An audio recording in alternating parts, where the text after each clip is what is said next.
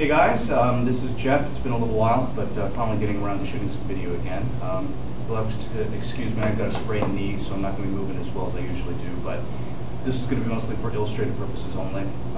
Okay, so we're going to be talking about Crump, and the first thing that I want to talk about is mechanics. Okay, so I'm going to reference you back to the various blade work and sword work clips that we've already put out there, and in particular, for Crump, the things that we want to pay attention to are, again, in terms of blade work, the 3 edges and the cutting X, what trajectory is. So for Crump, I'm going to define it as follows.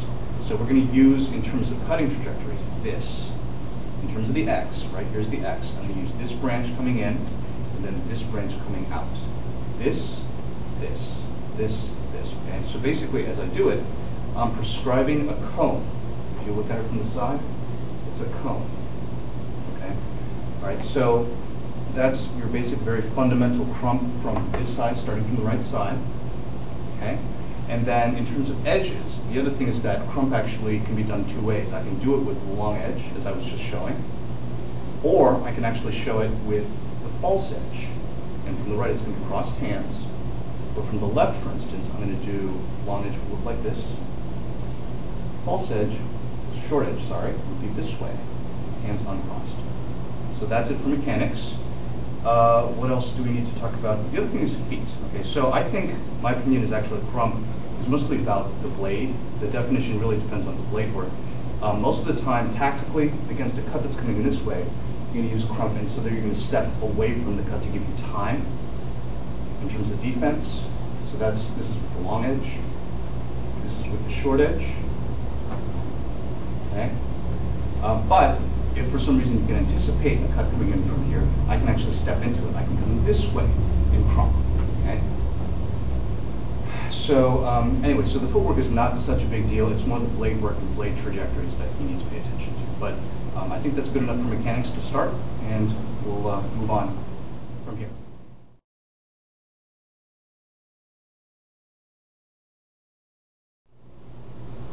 Okay, everybody. So working with a partner here, and actually afterwards we'll also talk about a solo version for people who don't have partners, but it's easiest to illustrate if we do have a partner. So here's going to be the Crump drill.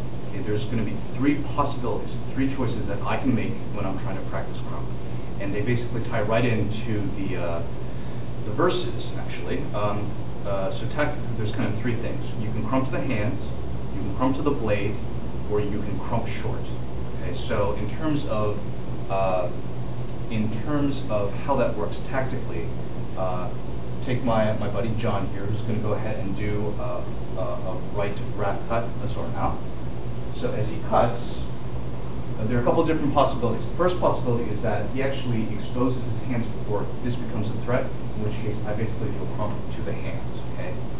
The other one is if he manages to get his blade online, like a good sword should be, and he's coming in, then I get on top of this with Crump and knock it down, and that's the second possibility. Third possibility is he comes in, and for some reason either he's a little too vertical, or I can get under his blade myself.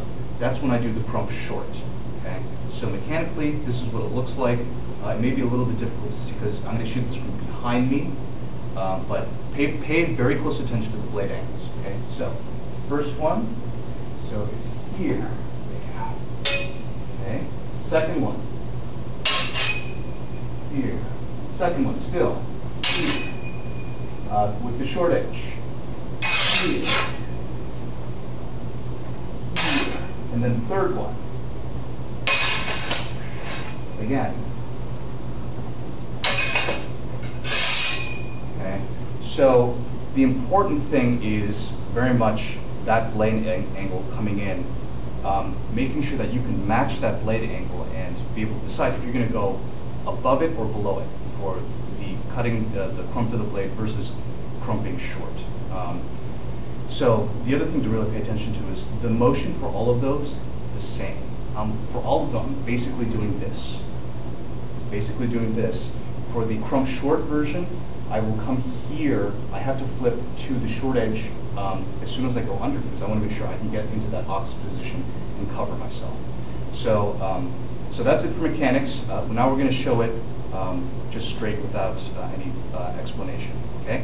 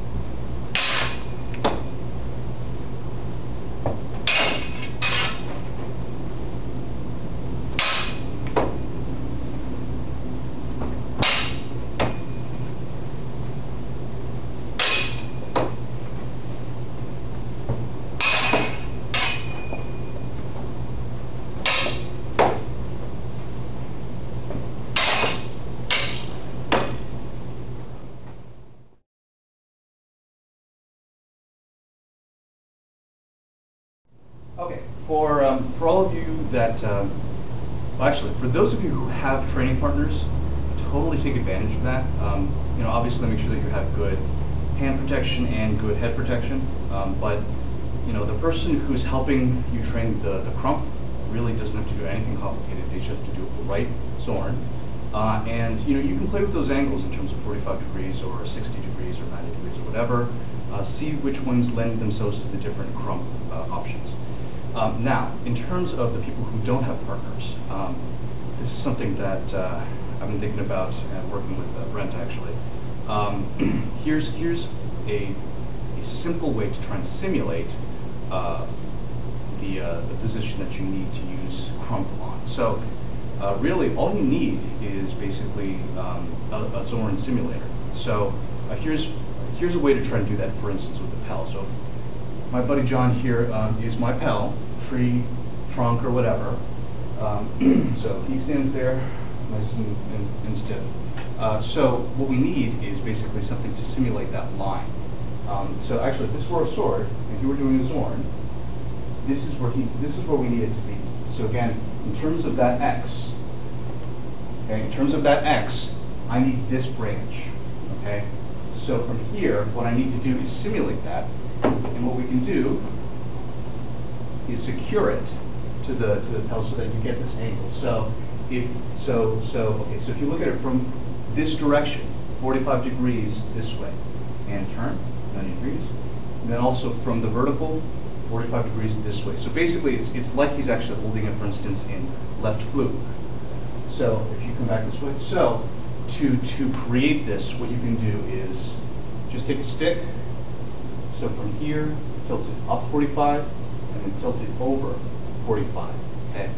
So that's the idea. The other problem is that now, if you're going to use this to practice Crump against, the options are going to be, so for instance, Crump to the hands, right? You're just going to have to imagine that. The other ones where this is more useful is the Crump on top. And if you're doing it right, you should be able to knock that down. And then underneath, you should be able to get underneath it. And that you don't have to have anything being knocked down. But you should make sure that this can't hit you in the head because you've got this up.